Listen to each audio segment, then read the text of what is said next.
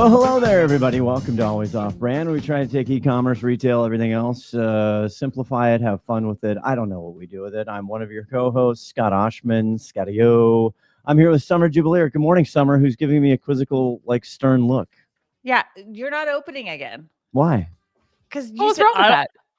I don't know what we do. If you're a first-time listener and you're jumping on, I'm not going to have confidence in this podcast. Ladies and gentlemen, also joining the program today from the great state of North Carolina, Haley Brucker. Haley Brucker in the news. Good morning. We don't play enough of this music. I mean, it's Friday. All three of us are together. Summer just got her jog in. So, we're kicking ass and taking names this morning. I'm dying. This is DoorDash just dropped off your order. And it's a picture of my street with the garbage cans. I'm like, yeah, you know why? Because I had to run up there and go get my DoorDash. Yeah, listener. Normally it takes 12 to 17 minutes to get my DoorDash. I'm playing the Scott. I'm like, it's supposed to be here at 7:21. I don't understand. And then it's 7:26 and then it's 7:28. And then it's showing that they're in on my street. And I'm like, what is taking so long? So anyways, I go outside, I look up the street and there's a car with flashing lights and the person just couldn't figure it out and was on the phone with DoorDash support. And I'm glad I took matters into my own hands. Yes. And you got a nice exercise. You got a little jog. And for anybody new listening, you can see all the shenanigans here on Always Off Brand. We are on the YouTube. You can just look up Always Off Brand and on the YouTube channel. I think we're up to 41 subscribers. We're killing the game right now. Absolutely spectacular. 41. Have we gone up one? I think so. I think we got one in a week. We're killing it. Haley, anything going on? Well, there's a couple things going on here in the open. But Haley, I don't know if you want to. There's a lot of things going on. If you want to make a small press release right here. I will make a small press release. No shame. So I was unfortunately laid off this week because of the current political climate and all of the financial effects that has on marketing departments downstream. So, all that Cheeto dust on our fingers is just dancing everywhere. And here we are. It's Friday. I'm feeling fabulous. And you look fantastic, by the way. Your hair game is on today. Okay. I have the same thing. That's funny because only half of my head of extensions is in right now. I didn't have time to finish it this morning. Us free agents, we got to save dollars where we can. So it's the DIY hair extensions today. God, we have our little AOB, our Always Off Brand text chain, and that was Wednesday afternoon, and I just sunk. I'm on phone calls, and I can't, and she calls me, I can't just, God damn it. I know you were really loving or really enjoying what you were doing, so I hate this. And then I go and put my foot in my mouth, and I'm like, oh, hey, a recruiter reached out to me. I sent Haley a screenshot. I'm like, hey, interested? She goes, I don't want to move to Miami. And I was like, oh my God, I didn't really read. Remote positions only. I was just in such a hurry to get her something. And I was like, and I'm an asshole. When you see those Reddits, am I the asshole? And I'm like, listen, I've got to have the most positive attitude about this. It's completely out of everyone's control. Yeah. Yeah. It's giving 2008. That's when I lost my job. Yeah. God. Marketing departments are always the first to be let go. Yeah. And that's why I got nervous in my new role because I'm moving away from the sales focus to the advertising focus. And that's always the first to be cut. And I'm like, I have advice I got a long time ago is stay with the money.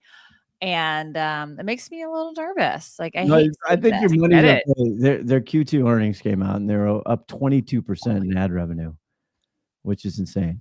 That is, and you know what? They should write you a thank you letter because I think you were at least 0.5% of that. So I know. I was trying to do the math of how much I contributed to that. The big news is when you hear this, okay, when this comes out, in the past, the Jubileers are coming to the Oshman household up here in Snohomish, up north in the country, not to drop a pin now. I was thinking about this morning and I was like, what does this do to our friendship? We've been friends Well, we've been friends for over a decade, but I've No, never. we haven't. I just thought about this morning. 7 years. July, actually, 2018. It's the first time I met you. Okay, rounding up. We've been friends for almost a decade, and I'm coming to your house, and I was talking to Scott yesterday on the phone, and he's like, "I'm so stressed out. I've got so much I have to do. I'm spending my birthday cleaning," and I was like, Yeah. "Why?" And he goes, "Well, the Jubileers are coming over." And I said, "Well, do you really think I'm gonna like point out a dust bunny?"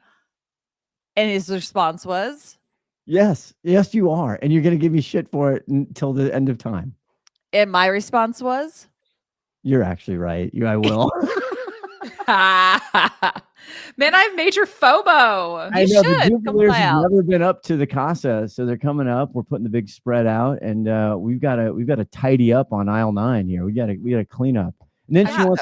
she wants to see the Manhunt Studios, AOB Studios out here, which I got to do some deep cleaning out here. You know, it's getting a little dusty. Yeah, but she's coming over because where's your soundboard, Scott? I don't have Today it. is Ashman's birthday. Happy birthday to you. Happy I don't even birthday have. to I don't. you. Thank you so much. You're such a good singer. Am I? I have this. This would be good for me. What is that? Why is that the birthday sound? I don't know, but we have to go. We have a great, phenomenal guest today. God, this guest. Oh my God. If you don't, you probably might not understand what's about to happen here. You probably might not know of this particular person, but I'm telling you, you're going to fall in love with her in a second here. Let me start the music. Let's get her up to the YouTube stage. Oh, ladies and gentlemen. This is the marketer of all marketers. This is what we call a creative strategist. This is now the sole proprietor of Creative RX Consulting. I met her through the great Sarah Levinger. Ladies and gentlemen, joining the program, Joanna Wallace. Thank you. I'm so excited to be here. Welcome. You're lucky I changed my name. My old last name before I got married was really hard to pronounce. So I chose What was it? Sloan, spelled Oh weird. yeah, Sloan. I saw that on your My link. parentheses on LinkedIn. Yeah. Linky.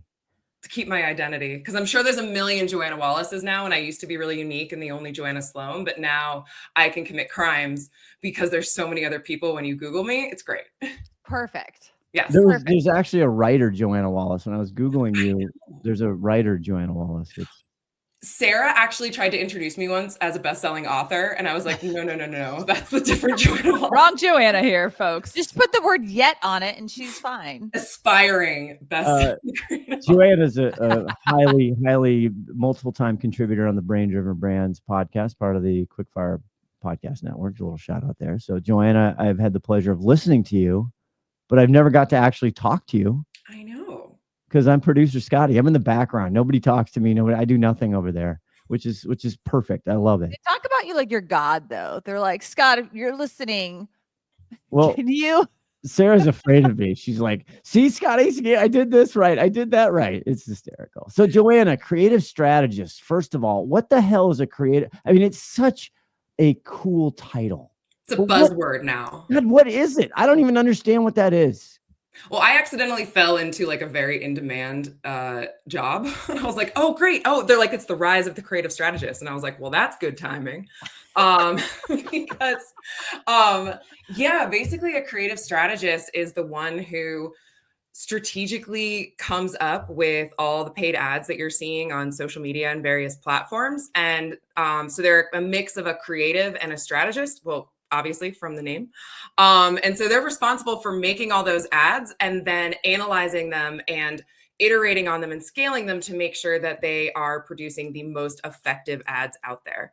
So it's basically, I call it like a competitive creative, or it's just essentially, you're professionally competitively creative because you are constantly analyzing and trying to one up yourself. Okay, so that's different than like the creative director who's like putting together the look and feel. So like the billboards and the commercials and the paid media ads all look cohesive.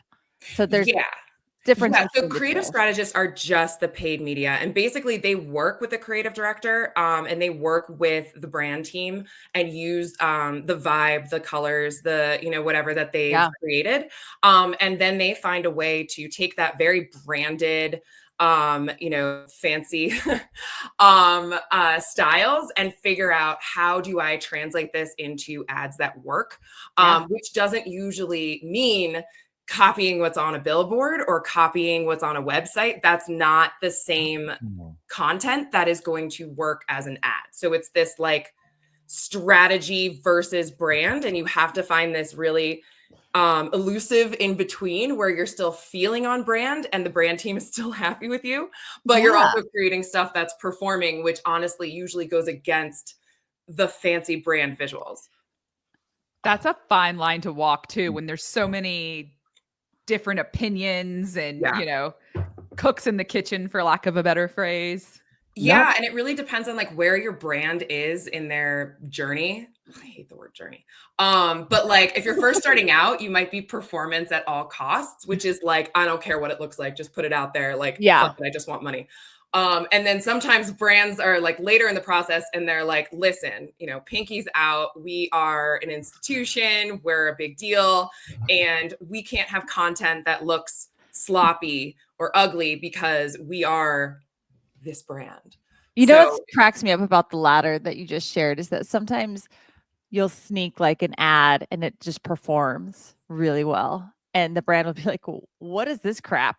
You're like, but it's getting sales. Leave it. Let it be.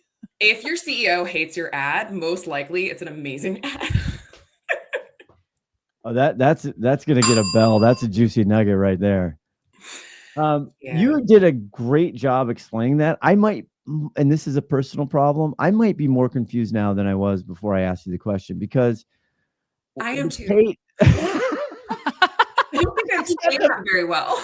I mean, how does this, like, can you break this down internally again? Summer, you probably know the answer to all this, and Haley, you guys have worked for these big ass brands and stuff, but paid media, where's the wall? Like, where does it stop and start?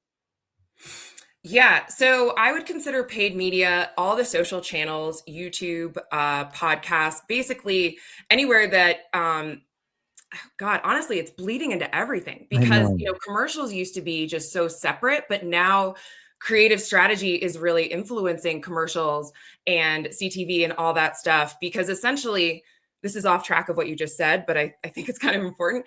Essentially, the creative strategy department is your testing ground, and everything that we learn should be applied to other departments. So for example, at Hexclad, we had a static image that was set of PNGs of pots and pans, really simple. And the headline was "The best cookware on the fucking planet, Gordon Ramsay." That got turned into a New York Times billboard.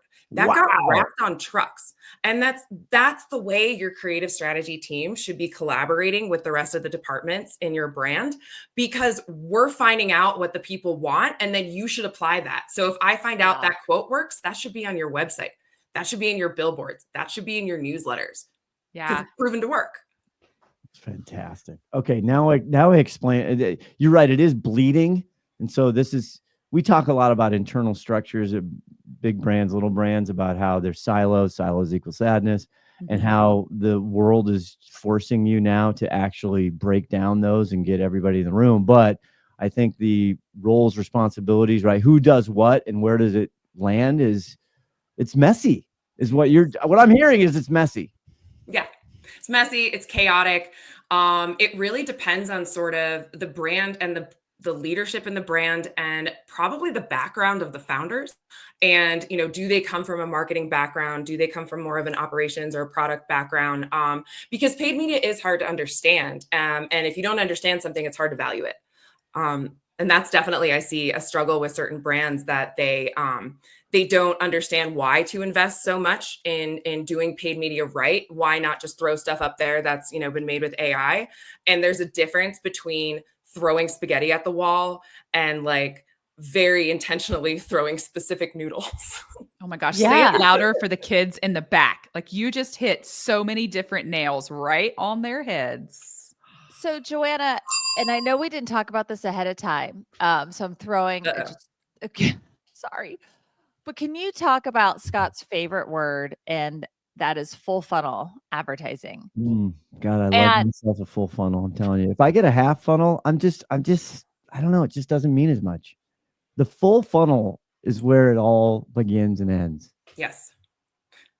Was there a Did you hear question? any sarcasm in that? I am a big fan of full funnel, but can you That's talk a because you little have bit more about money than you have money. well, also I think it's really funny that Joanna mentioned testing, and yesterday Scott's on the phone with me like, fuck testing. Oh, we're not doing any testing. That's because we can't afford to test. Or can That's you not? fair. Can you not And that's afford? a lot of Yeah. brands face that. I mean, Yeah. yes, I'm all for testing, but when you don't have much money, you have to understand the risk of the test. Well, That's- maybe there's some cheap ways to test. I know. Go ahead, That's why it Joanna. bugs me Let's let Joanna, the guest, Let her talk. talk, You and I Scott. bickering.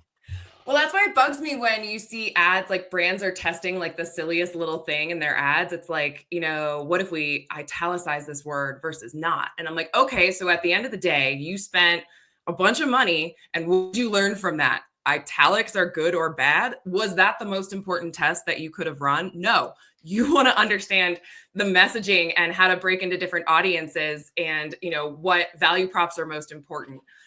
So people definitely, there's like micro testing and stupid waste money testing. And then there's very valuable push your company forward testing.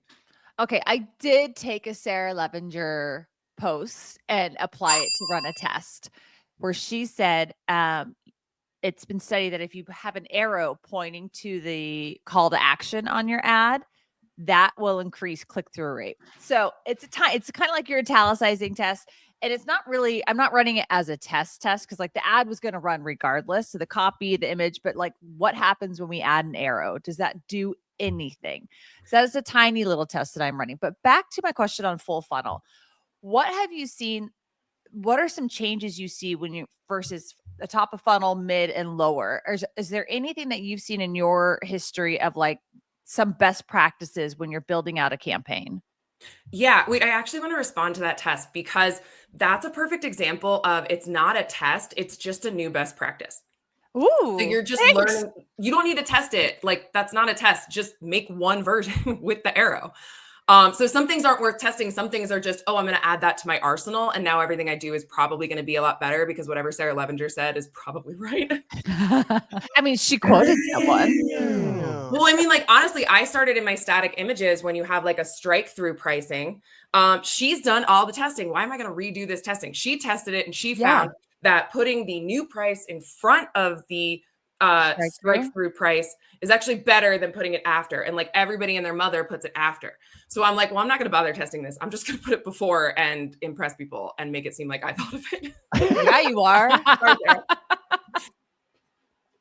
Okay, wait, but back to your funnel question. Okay. Yeah. So, which is amazing. I managed to remember it because like I have the memory of a gnat. So thank you. So full funnel. Yeah, there's definitely different best practices for different types of ads, and your account must have creative diversity. And there's a bunch of different types of creative diversity, like, format, like a video versus a static versus a GIF versus a carousel. And then there's like elevated ads versus UGC ugly ads versus, I don't know, gamified ads, whatever it is. So you have to have creative diversity on a number of, and also you have to have different personas. So your ads need to not show one blonde lady in all of your ads.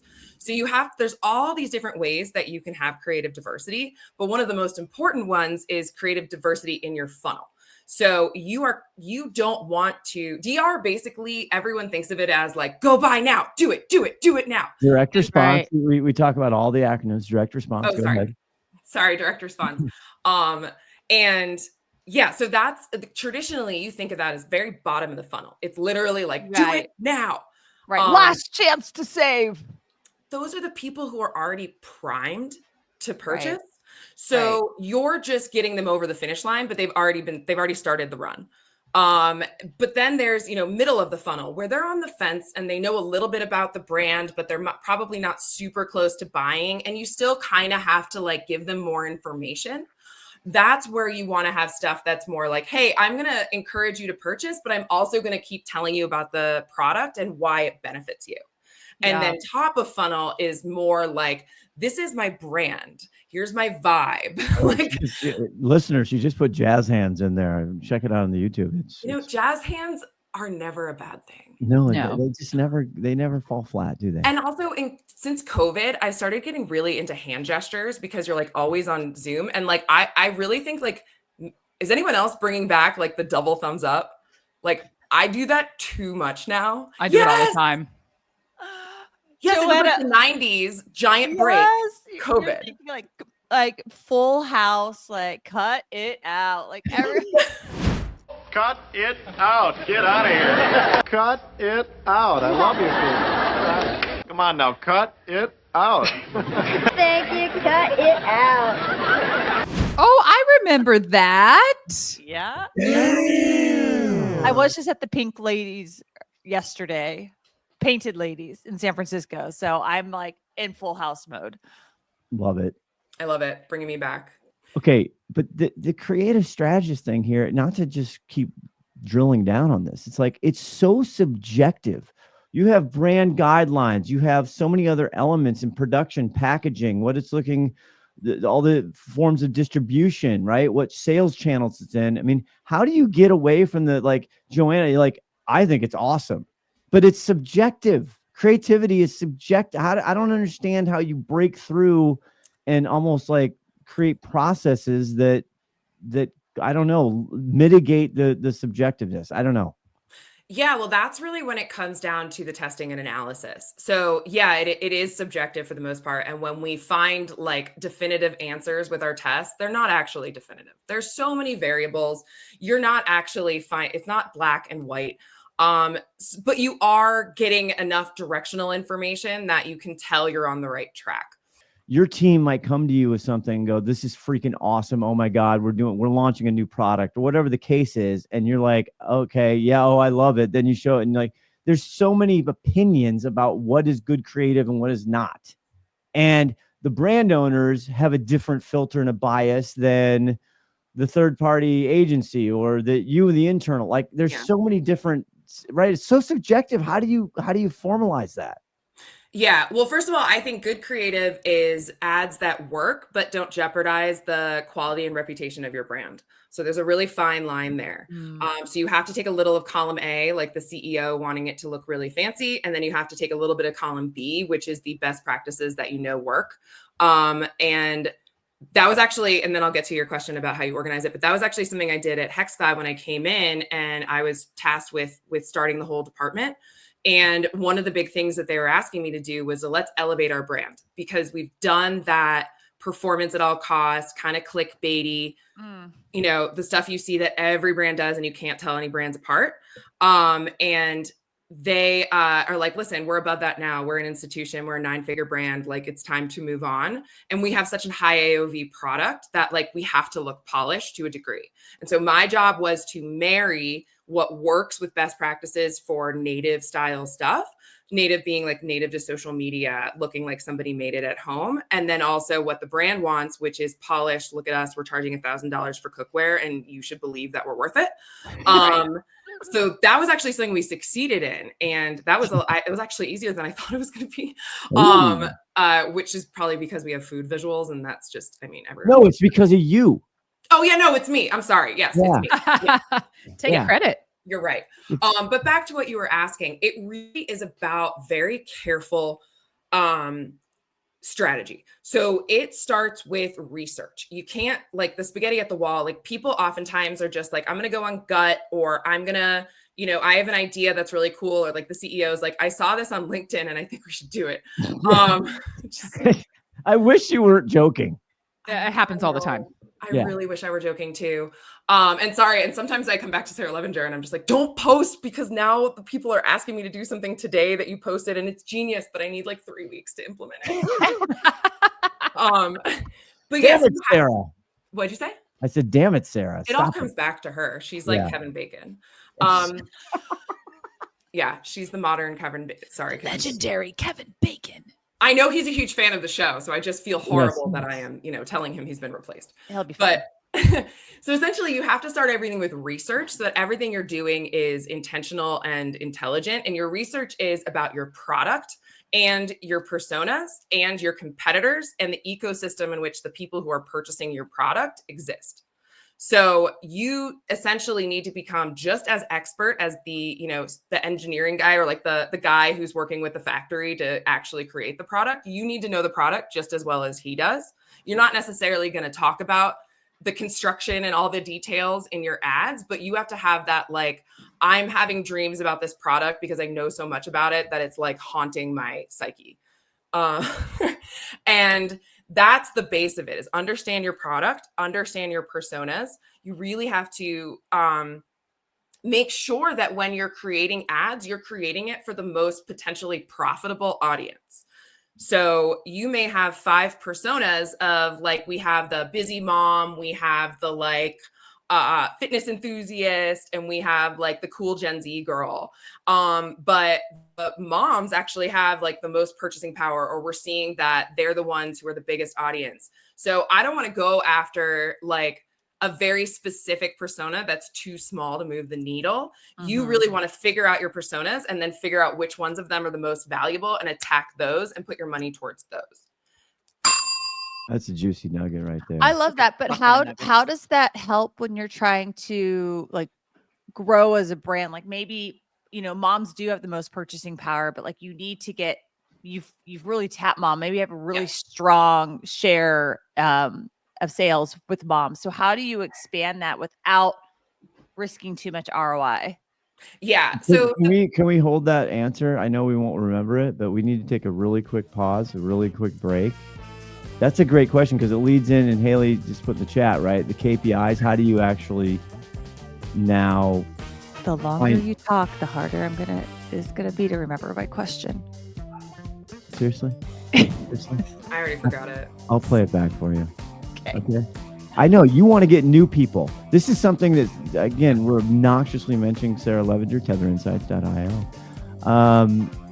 But this is something I've been actually talking about her because they do a lot of work on the customer. But I want to know how to get new customers when we come back.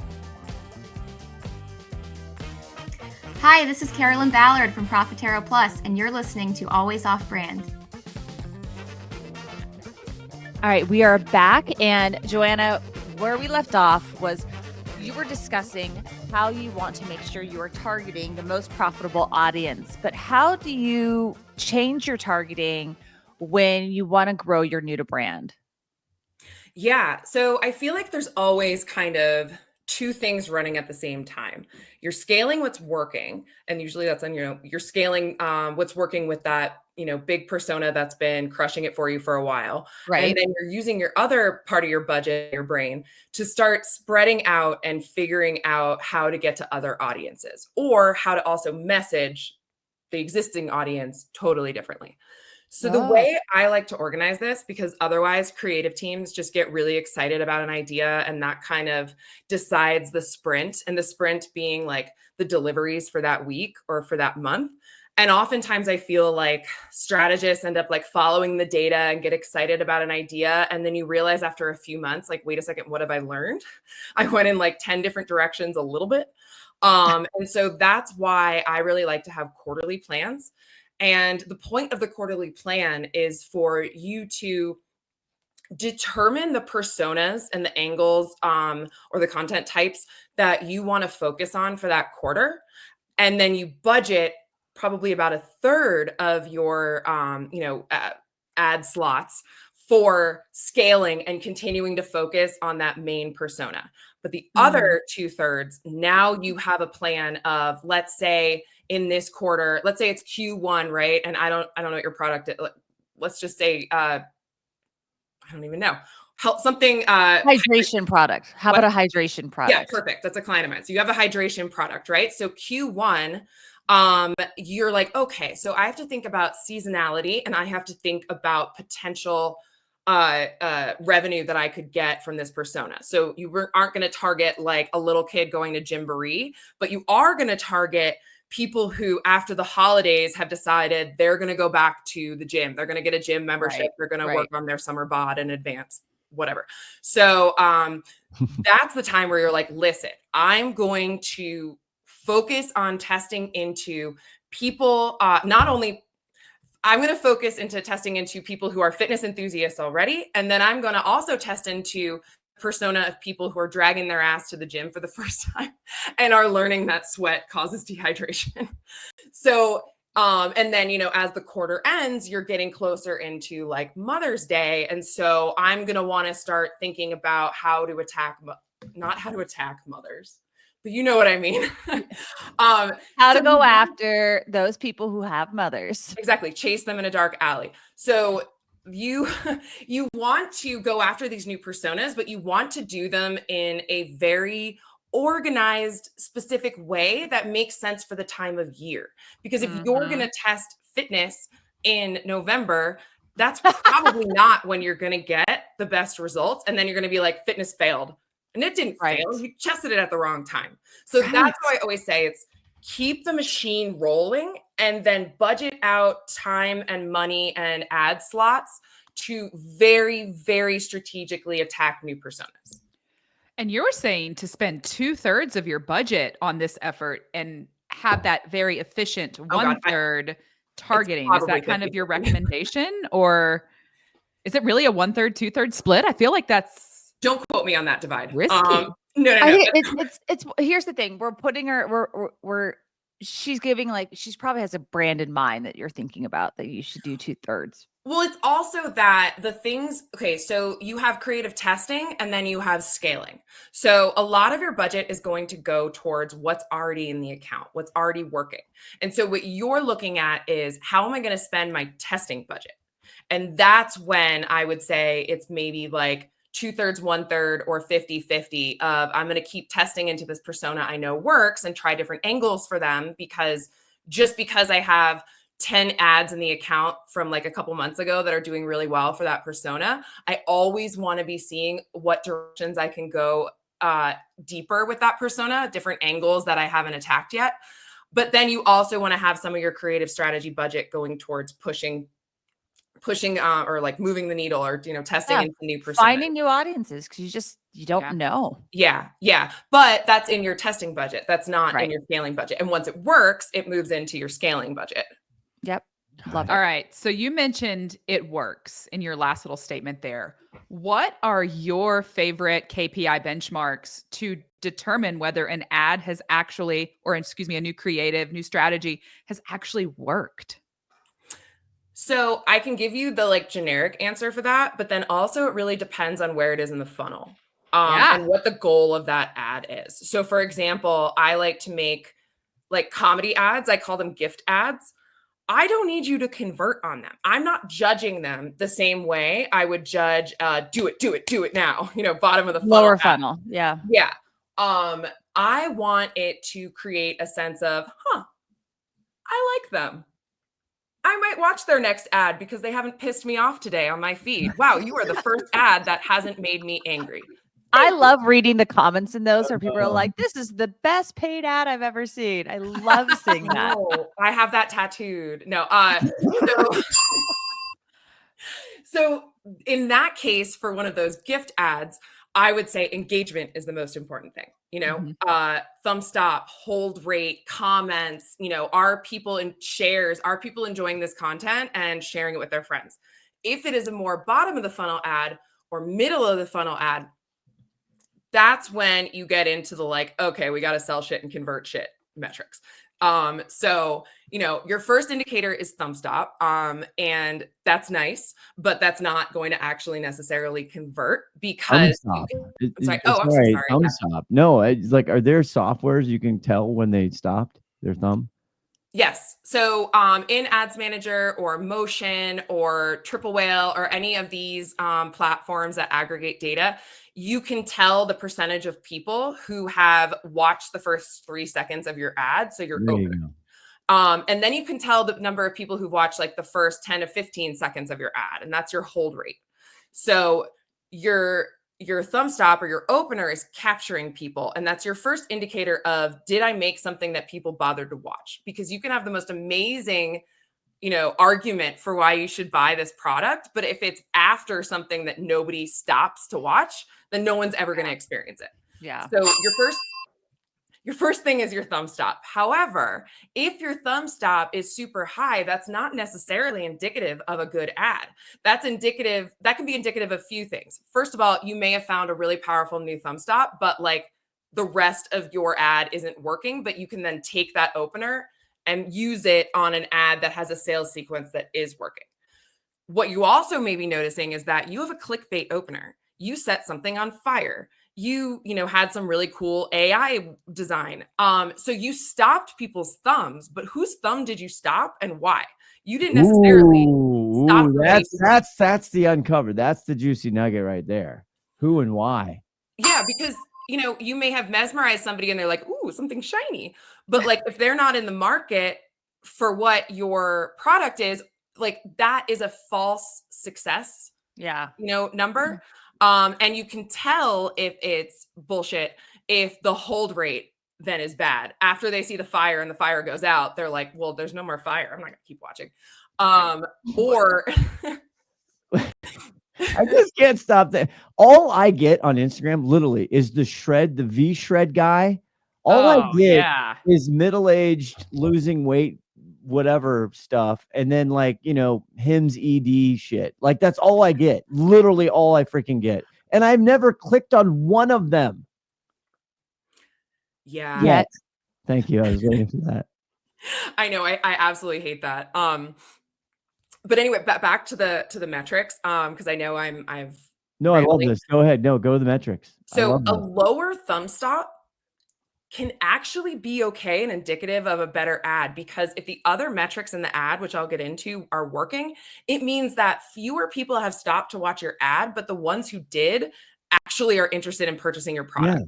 So when you have a thumb stop that's random, you're probably not going to get people interested in your product. If you have a thumb stop that's still mesmerizing and exciting, but truly illustrates a value proposition of your product, that's how you're going to get the qualified potential buyers to keep watching, because you've set the context instead of just showing them something random and cool. So that's the first thing, because you're nothing unless you get people to stop.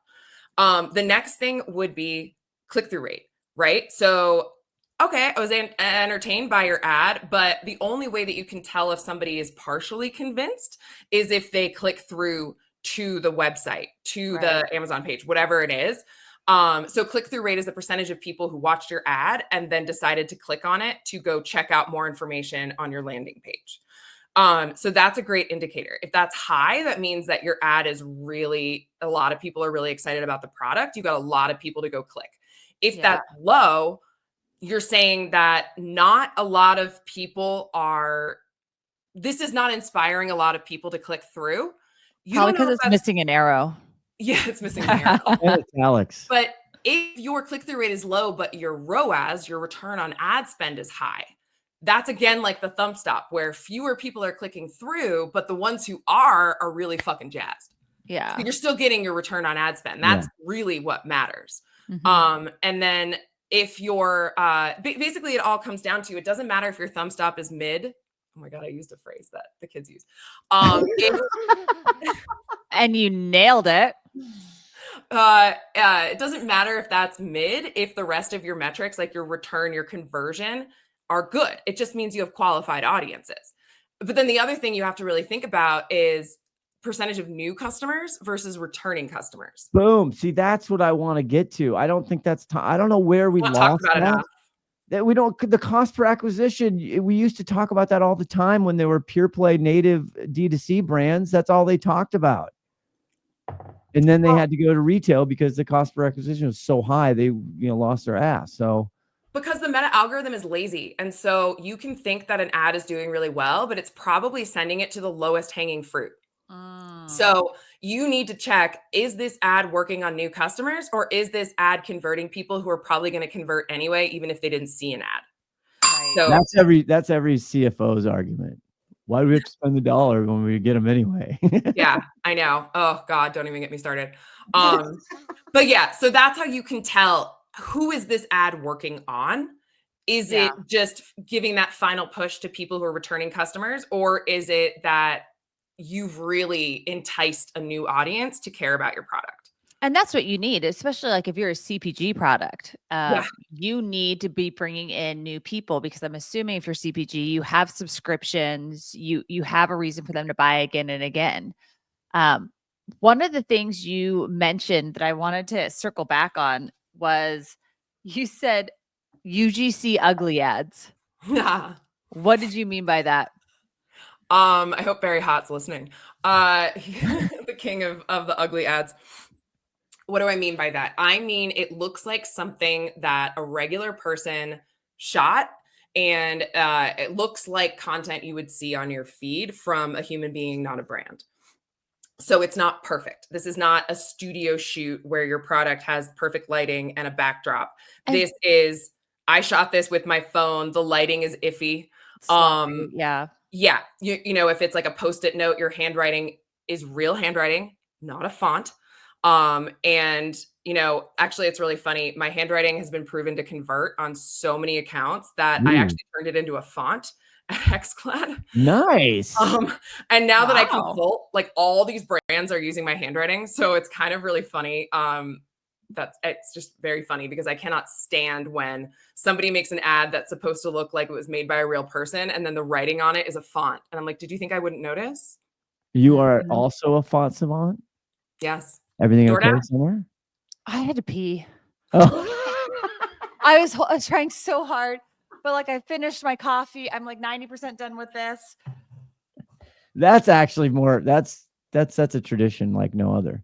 You can have to pee. That's the most relatable thing you could ever do for like female audiences. Like we all relate to that. Yeah. I'm sorry.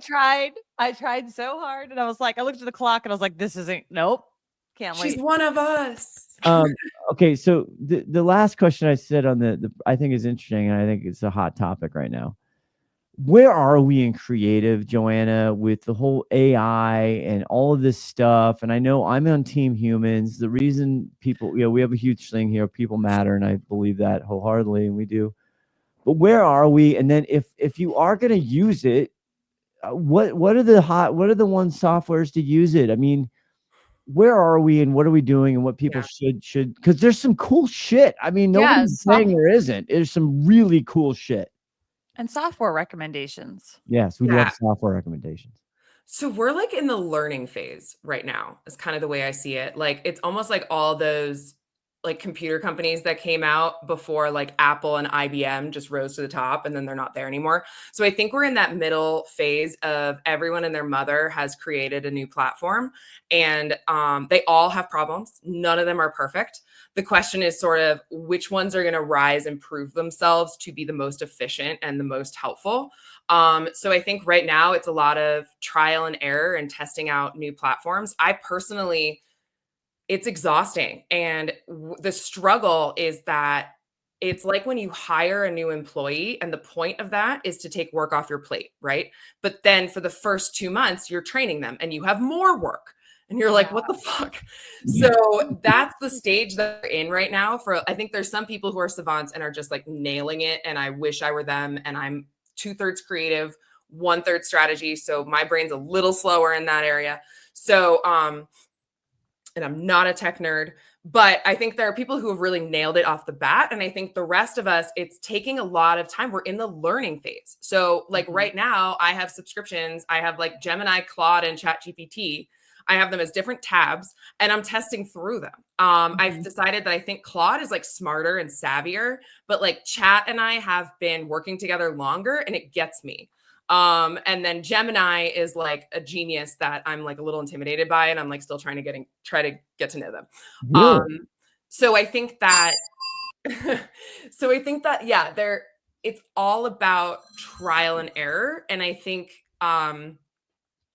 these platforms all have problems. And so when you have a boss who's like, you can just use AI, like AI will fix everything. It's like, no, we're still trying to figure out the prompts. We're still trying to figure out how to get ChatGPT to send you a photo back that they didn't change something you said don't change. Yeah. And there's 5 fingers on the person, not 3. Or like you attach a PNG of your product and you're like, make me a static, blah, blah, blah, blah, blah, using this product. And I get back and I'm like, why did you turn my product into a cartoon? Mhm. Like, Yeah. I gave you the image. You freaking robot, just do it. I hear that they work better if you're mean to them, but I'm afraid to be mean to them because of the Oh. uprising. I want them to spare me. We have been testing a company called Use Butter, and Use Butter will make your creative, and they do some really fun things and quickly. So that's the latest Check that out. software that we've been testing. That looks really fun. Okay. Yeah, there's so many things. Like there's ones that can help you write smarter and research better and, create your personas and finesse your messaging. And then there are ones that like can create actual content for you. Those are the ones that I find more challenging. Those are the ones that like I'm still working with. I've mastered the art of like talking to the robots and getting them to do what I want, but that content creation, like VO3, is challenging. Coming up with the right prompts to get it to deliver you the clip that you want is really hard.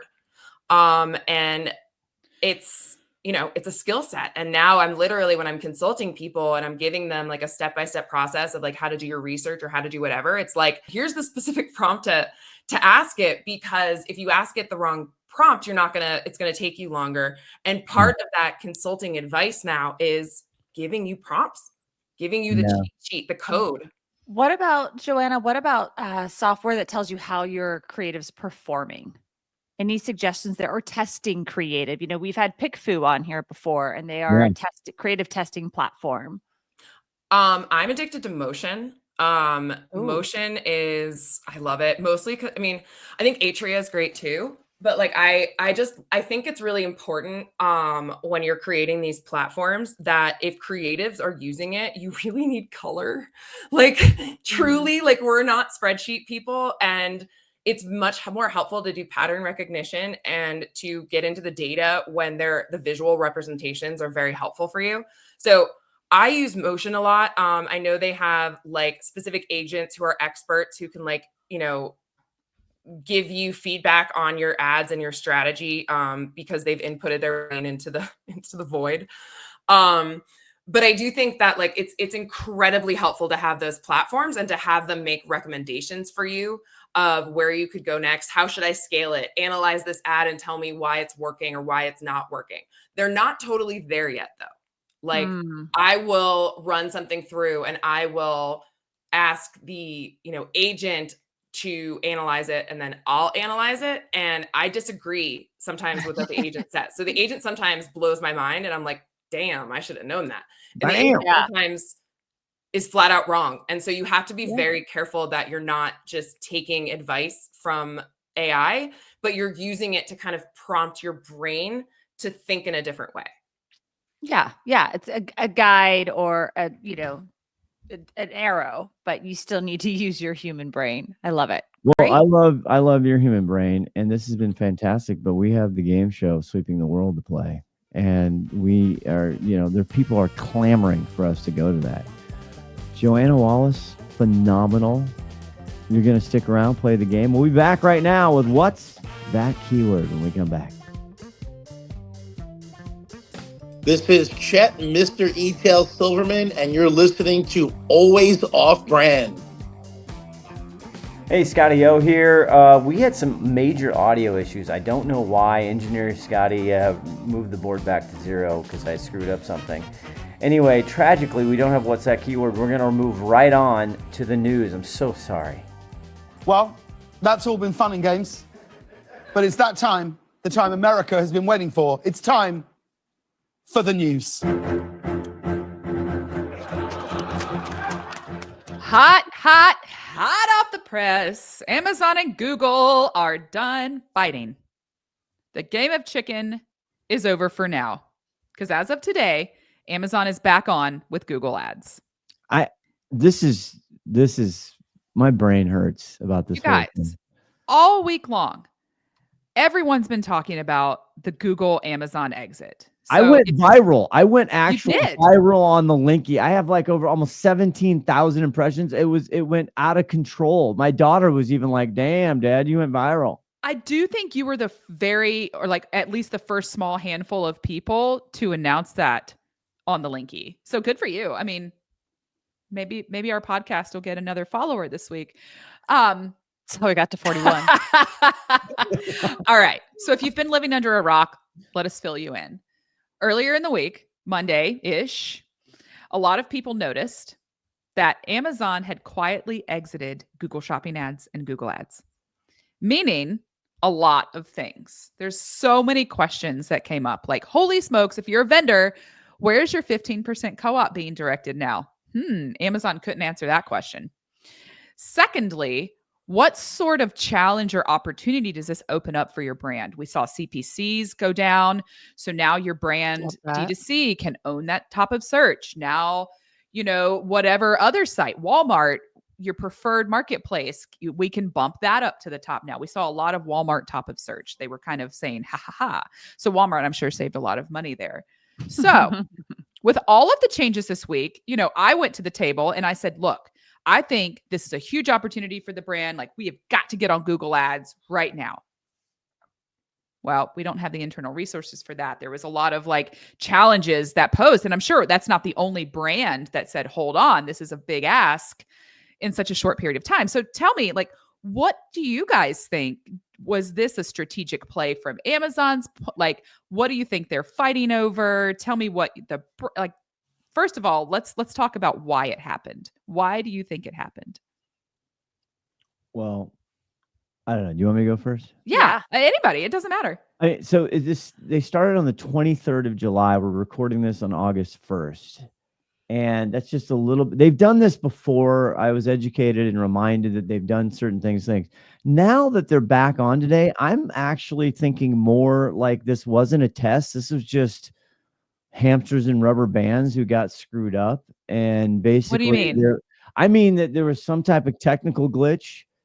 And I'm thinking now more it was actually just a mistake that kind of got out of control. I don't know that this was I'm now, because it's back on, I'm like, or they did it and Google. I mean, there's you got $13 to $15 billion in play. Not to mention Amazon this is kind of like a marketing pyramid here. They make money off these ads, because if you click the ads, then you go to Amazon, they make more money. So anyway, I don't know. Now I'm confused. I'm very confused. I don't know what I don't know. Who wants to take the conspiracy theory route here? Summer, Joanna, do you guys have opinions? Always. So I always have an opinion. When Scott posted it, I was like, it's unless it's lasting longer, unless we're 3 months into this. Yeah. I'm not giving it any weight. I think it's not lasting. They'll change whatever they're going to change. I mean, we talked about did we see our glance views go down? Did we see anything changing? And to your point, Haley, about the co-op fees that we pay. I mean, Amazon has tons of owned and operated channels where they're advertising. So they say. I see my ads everywhere, or not my that you're not paying for directly. Yes and no. So Amazon needs traffic. They're not going to shoot themselves in the foot and not have a way to send more traffic to them. And what's interesting with Google is their search was up 12% last quarter. Yeah. Their search, or they were up. Go ahead. You mean the traffic, the users were up 12%? That's interesting, because we've seen a spike in the agentic search engines as well. So Joanna was just talking about Claude, and we're using Perplexity or Copilot or ChatGPT, whatever you're using. Those are increasing as well. And, that was kind of one of my theories is Amazon trying to diversify this particular spend? So not dumping it into Google. Are they going to start, we talked about this with Scott Wingo last week or 2 weeks ago, and how are these agentic search engine models going to start allowing sponsored placements? Does that kind of dilute their output? Right. We don't know, now that Shopify's integrated and all of these other kind of shopping / I don't know. Are we going to, there's so many changes. I don't know where to go with this. Just to clarify, Google search revenue was up 12% in Q2 year over year. Yes. Do we feel like that's because CPCs were higher? No, I think it's attributed to YouTube. I think it's attributed Yes. to AI. I mean, you can see now when you go into Google, like the searches, you can go into AI search mode. I'm not. I don't know. Scott sounded the alarm bells. I just said, yes, this is an opportunity, Haley, to your point. Like, I don't understand what brands aren't advertising on Google. I think that's wild if you're not already on Google Shopping, even if you don't have a way to shop on like a checkout on your site, you should still be on Google Shopping. Yeah, just for awareness. Yeah. But like if you're HexClad like that, you need to do a lot of research before purchasing some of these higher end products. So why wouldn't you already be on there? Yeah, I'm not giving this one a lot of weight. Thanks, Summer. Joanna, what do you think? Guys, this is not my niche. I am here learning. Well, All I I will just- say though is that I do have friends who have said that they've no longer Google things. They only like chat GPT them. Yeah. And I don't have an opinion in this matter. No, this comes back now. I'm just settling in after the election. It's just, Show me the money. this is about dollar bills. This was a lose for both Google and Amazon. That it's just too much money. It's too much money. So here's some more stats. The percentage of U.S. consumers in March of 2025, where did they search in the past 12 months? 93% searched on Google. Yeah. 56% Amazon, 49% YouTube. Then it goes Walmart, Facebook, Instagram, TikTok, ChatGPT, Target, Google Gemini, Reddit, Microsoft Copilot. God damn it, Microsoft. Perplexity and Claude. There you go. People are still Googling. There you go. So, For all now. right. You think For it now. was an error? And No, I don't think it's I an don't error. know. They're doing something. They're testing something. Yeah. Um, But All right. see. Summer's on a time frame, so we gotta scoot it on. all right, we'll be back in just a minute with Summer's favorite part that we're going to rush, the wrap up. Because we never rush that. Hi, this is Lena Moriarty with eTail, and you're listening to Always Off Brand. Scott bringing us another person that is going to be part of our network for life. Yes. This was so fun. I'm so glad that you got to learn what a creative strategist is. I am too, and you know what? She's the official creative strategist of the Always Off Brand podcast. Let's have her figuring out our full funnel, how to get more listeners. We should. Well, listen, as we know, it's always about the people. And why is that? Because people matter. And you are listening to Always Off Brand. Please please subscribe, please share, please get us to 42 followers on YouTube. We'll see you later. Bye-bye. Happy birthday, Scott. Thank you. Happy birthday. Bye-bye, and Toodaloo. Hey there, this is Haley from Quickfire, and they want me to read this so you know what this podcast is part of and how to find out more if you want. Always Off Brand is a production of Quickfire LLC and a part of the Learn and Laugh series on the Quickfire Podcast Network. For more information, go to quickfirenow.com. Have a good one, and thanks for listening.